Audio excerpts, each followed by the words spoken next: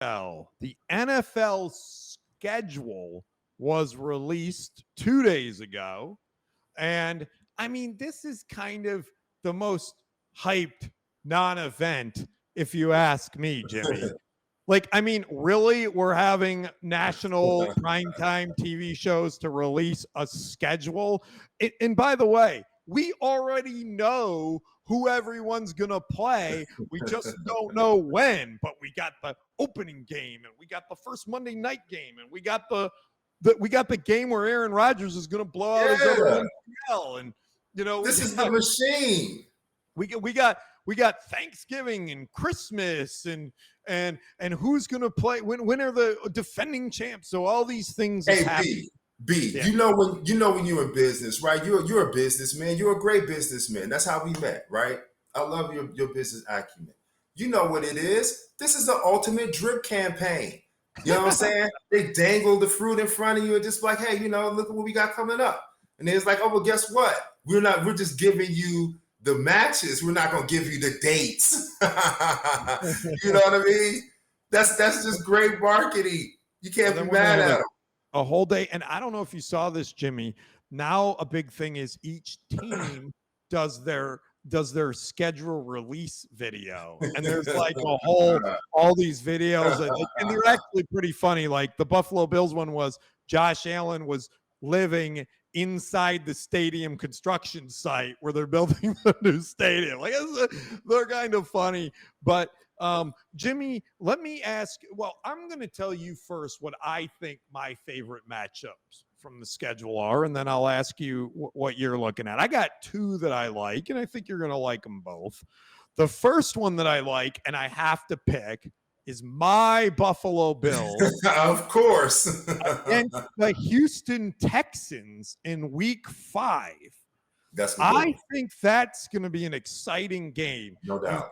You've got a Bills team that's been pretty good the last few years. You've got an up-and-coming Texans team who has Stephon Diggs now from Buffalo. Yep. And I think that's going to be a fun one to watch. I think there's going to be a lot of emotion there, and I think that's going to be a great game. Then my second game that I'm really looking forward to is the next week in Week 6, and that is our hometown Detroit Lions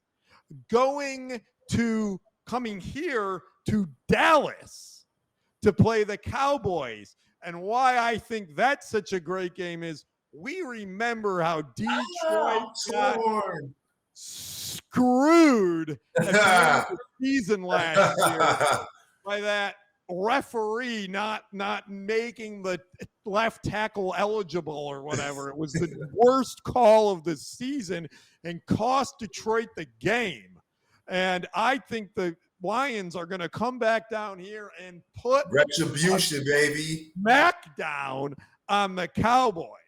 It's retribution, baby, no doubt. It's the D versus Big D.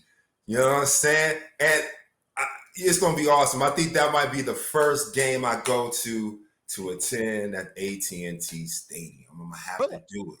Oh, absolutely. Oh yeah, I've been kind of upset with the Cowboys, so I've been kind of all right. Jimmy, here's what I'm going to do. Not a fair weather fan.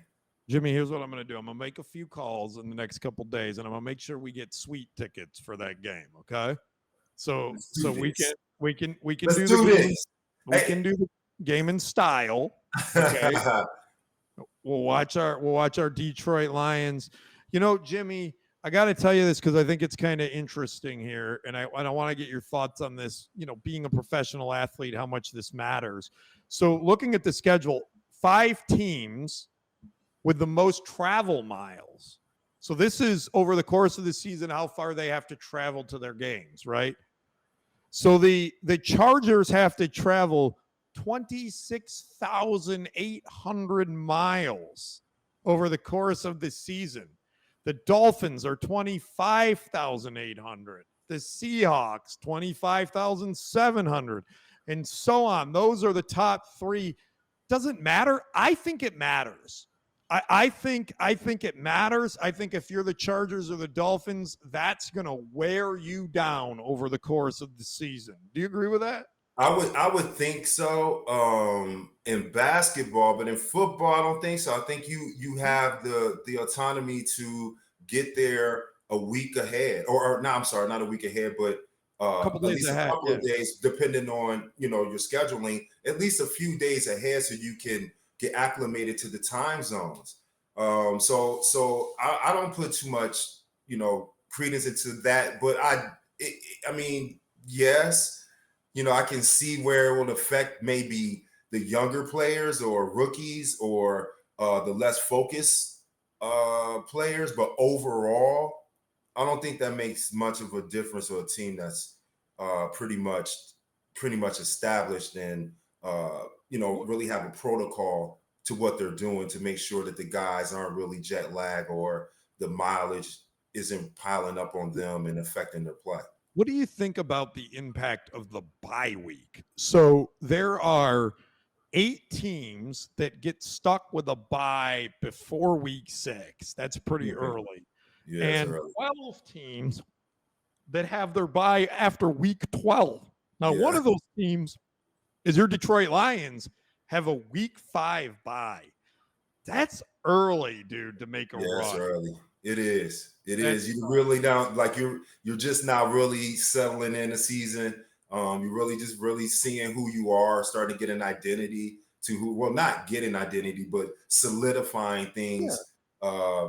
As far as the early kinks getting timely things out or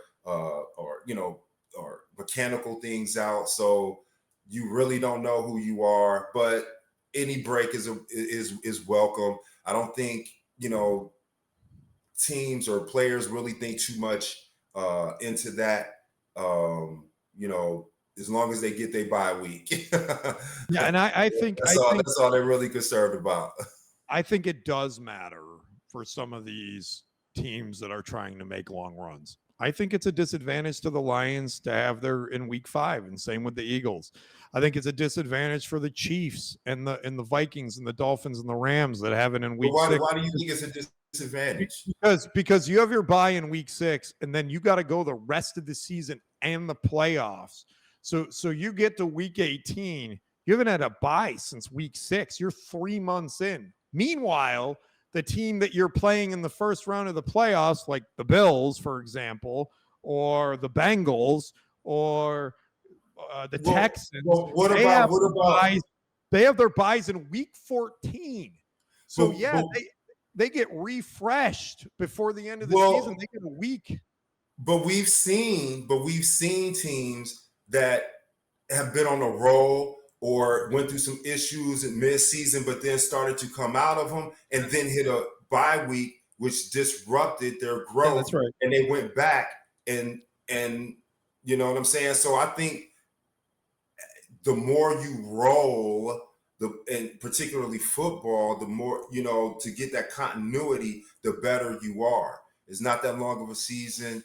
Um, I you're agree. talking 1 week, so I don't really in the big picture. I don't think that's much of an I issue. think you make a great point, which is in the NFL season, there's a lot of momentum, up and down momentum, up and down momentum. And when that hits, right? See Like teams fall apart or you or you just grow. don't- you just don't- or it turns the other way. Like for the Bills, they were like what 7-7 last year, and then they had a bye Right, week and they rattled off like 8 straight wins. ain't I straight. mean, it's like you know, it's unpredictable, and you don't know until the season gets going. But Jimmy, we just spent a lot of time on the schedule. One more I topic. got one thing to say about the schedule, about the NFL Go ahead.